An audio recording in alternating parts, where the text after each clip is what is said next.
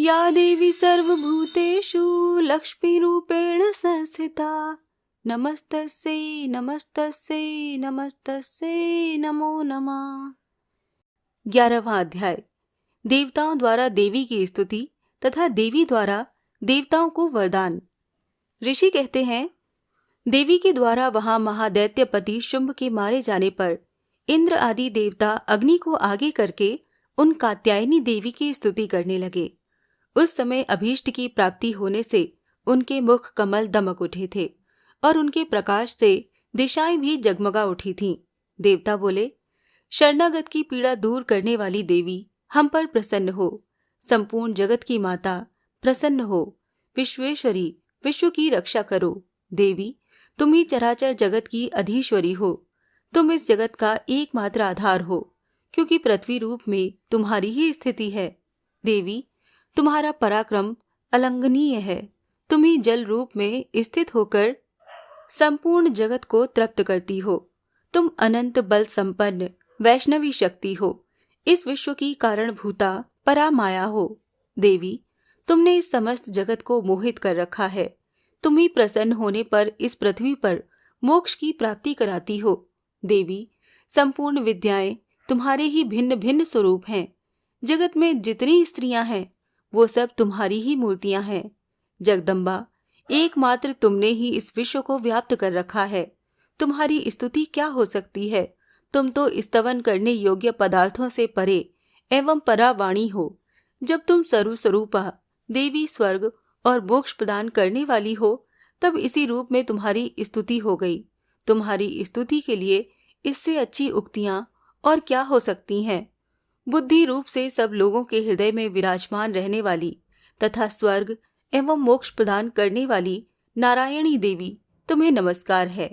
कला काष्ठा आदि के रूप से क्रमशः परिणाम अवस्था परिवर्तन की ओर ले जाने वाली तथा विश्व का संहार उपसंहार करने में समर्थ नारायणी तुम्हें नमस्कार है।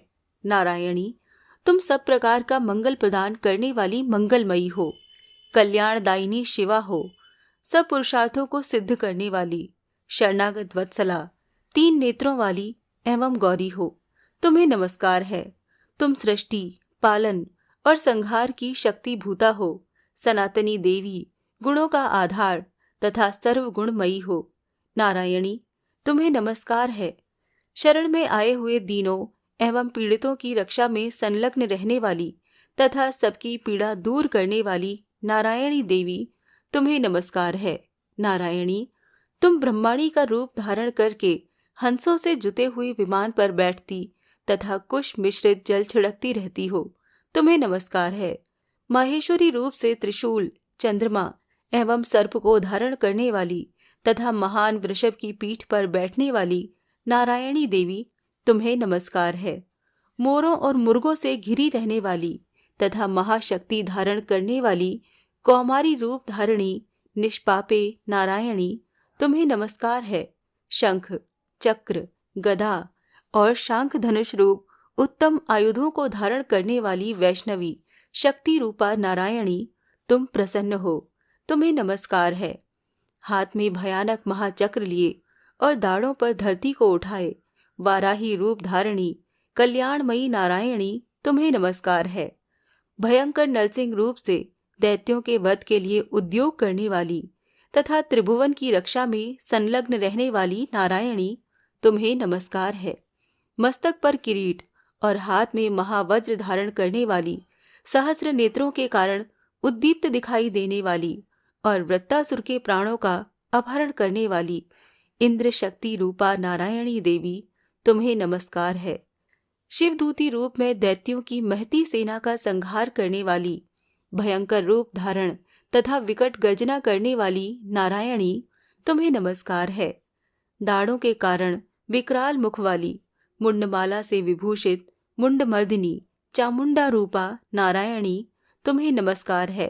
लक्ष्मी लज्जा महाविद्या श्रद्धा पुष्टि स्वधा ध्रुवा महारात्रि तथा महाअविद्या रूपा नारायणी तुम्हें नमस्कार है। मेधा सरस्वती श्रेष्ठा ऐश्वर्य रूपा भ्राववी तामसी नियता तथा ईशा सबकी अधीश्वरी रूपिणी नारायणी तुम्हें नमस्कार है। सर्वस्वरूपा सर्वेश्वरी तथा सब प्रकार की शक्तियों से संपन्न दिव्य रूपा दुर्गे देवी, सब भयों से हमारी रक्षा करो, तुम्हें नमस्कार है। कात्यायनी, ये 3 लोचनों से विभूषित तुम्हारा सौम्य मुख सब प्रकार के भयों से हमारी रक्षा करे, तुम्हें नमस्कार है। भद्रकाली, ज्वालाओं के कारण विकराल प्रतीत होने वाला अत्यंत भयंकर और समस्त असुरों का संहार करने वाला तुम्हारा त्रिशूल भय से हमें बचाए, तुम्हें नमस्कार है। देवी, जो अपनी ध्वनि से संपूर्ण जगत को व्याप्त करके दैत्यों के तेज नष्ट किए देता है, वो तुम्हारा घंटा हम लोगों की पापों से उसी प्रकार रक्षा करे जैसे माता अपने पुत्रों की बुरे कर्मों से रक्षा करती है। चंडिके, तुम्हारे हाथों में सुशोभित खड्ग जो असुरों के रक्त और चर्बी से चर्चित है, हमारा मंगल करे, हम तुम्हें नमस्कार करते हैं। देवी, तुम प्रसन्न होने पर सब रोगों को नष्ट कर देती हो और कुपित होने पर मनोवांछित सभी कामनाओं का नाश कर देती हो। जो लोग तुम्हारी शरण में जा चुके हैं उन पर विपत्ति तो आती ही नहीं। तुम्हारी शरण में गए हुए मनुष्य दूसरों को शरण देने वाले हो जाते हैं। देवी अंबिके, तुमने अपने स्वरूप को अनेक भागों में विभक्त करके नाना प्रकार के रूपों से जो इस समय इन धर्मद्रोही महादैत्यों का संहार किया है, वो सब दूसरी कौन कर सकती थी।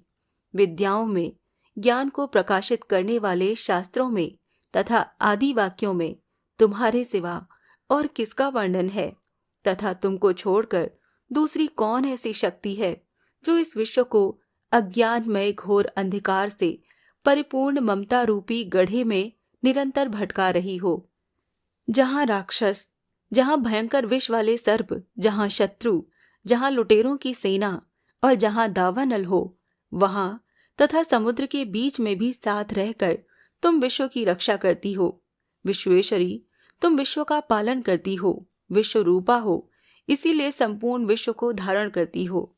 तुम भगवान विश्वनाथ की भी वंदनीया हो। जो लोग भक्ति पूर्वक तुम्हारे सामने मस्तक झुकाते हैं, वो संपूर्ण विश्व को आश्रय देने वाले होते हैं। देवी प्रसन्न हो, जैसे इस समय असुरों का वध करके तुमने शीघ्र ही हमारी रक्षा की है, उसी प्रकार सदा हमें शत्रुओं के भय से बचाओ। संपूर्ण जगत का पाप नष्ट कर दो और उत्पात एवं पापों के फल स्वरूप प्राप्त होने वाले महामारी आदि बड़े बड़े उपद्रवों को शीघ्र दूर करो। विश्व की पीड़ा दूर करने वाली देवी, हम तुम्हारे चरणों पर पड़े हुए हैं, हम पर प्रसन्न हो। त्रिलोक निवासियों की पूजनीय परमेश्वरी, सब लोगों को वरदान दो। देवी बोली, देवताओं, मैं वर देने को तैयार हूं। तुम्हारे मन में जिसकी इच्छा हो वो वर मांग लो। संसार के लिए उस उपकारक वर को मैं अवश्य दूंगी।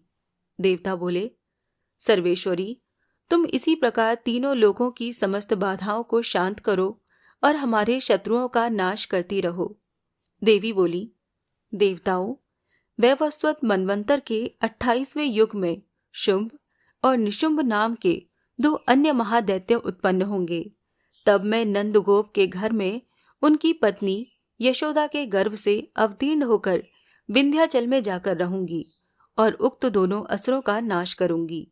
फिर अत्यंत भयंकर रूप से पृथ्वी पर अवतार ले मैं विप्रचित नाम वाले दानवों का वध करूंगी। उन भयंकर महादैत्यों को भक्षण करते समय मेरे दांत अनार के फूल की भांति लाल हो जाएंगे। तब स्वर्ग में देवता और मृत्युलोक में मनुष्य सदा मेरी स्तुति करते हुए मुझे रक्त दंतिका कहेंगे। फिर जब पृथ्वी पर 100 वर्षों के लिए वर्षा रुक जाएगी और पानी का अभाव हो जाएगा, उस समय मुनियों के स्तवन करने पर मैं पृथ्वी पर अयोनिजा रूप में प्रकट होंगी और 100 नेत्रों से मुनियों को देखूंगी। अतः मनुष्य शताक्षी इस नाम से मेरा कीर्तन करेंगे। देवताओं, उस समय मैं अपने शरीर से उत्पन्न हुए शाकों द्वारा समस्त संसार का भरण पोषण करूंगी। जब तक वर्षा नहीं होती तब तक वो शाक ही सबके प्राणों की रक्षा करेंगे। ऐसा करने के कारण पृथ्वी पर शाकंभरी के नाम से मेरी ख्याति होगी। उसी अवतार में मैं दुर्गम नामक महादैत्य का वध भी करूंगी। इससे मेरा नाम दुर्गा देवी के रूप से प्रसिद्ध होगा। फिर मैं जब भीम रूप धारण करके मुनियों की रक्षा के लिए हिमालय पर रहने वाले राक्षसों का भक्षण करूंगी, उस समय सब मुनि भक्ति से नतमस्तक होकर मेरी स्तुति करेंगे। तब मेरा नाम भीमा देवी के रूप में विख्यात होगा। जब अरुण नामक दैत्य तीनों लोकों में भारी उपद्रव मचाएगा, तब मैं तीनों लोकों का हित करने के लिए 6 पैरों वाले असंख्य भ्रमरों का रूप धारण करके उस महादैत्य का वध करूंगी। उस समय सब लोग भ्रामरी के नाम से चारों ओर मेरी स्तुति करेंगे। इस प्रकार जब जब संसार में दानवी बाधा उपस्थित होगी, तब तब अवतार लेकर मैं शत्रुओं का संहार करूंगी।